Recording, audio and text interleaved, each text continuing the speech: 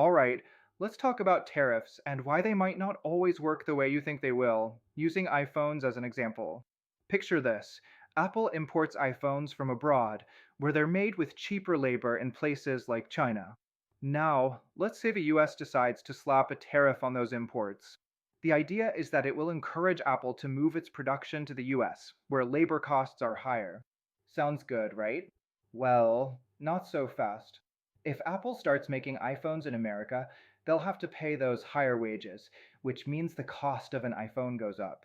Right now, an iPhone might cost you anywhere from $800 to $1,500, depending on the model. But with the cost of US labor and production, let's say that price jumps by $200 to $300. Now, US consumers are paying a lot more just to get their hands on the same phone.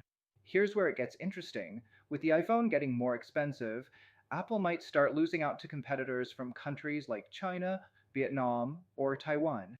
Phones made in these places would still be cheaper, and they wouldn't be hit with the same tariffs. Samsung, for example, could actually benefit from this situation.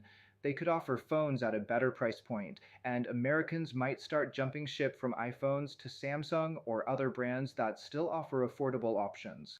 So, what was meant to be a push for local manufacturing could end up backfiring, as Apple loses market share to companies that are making phones abroad at a lower cost. The fun, or not so fun, irony here.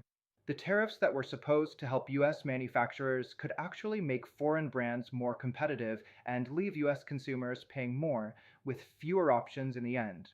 Tariffs, as good as they sound in theory, can create a situation where consumers get stuck with the bill while manufacturers outside the US might actually win.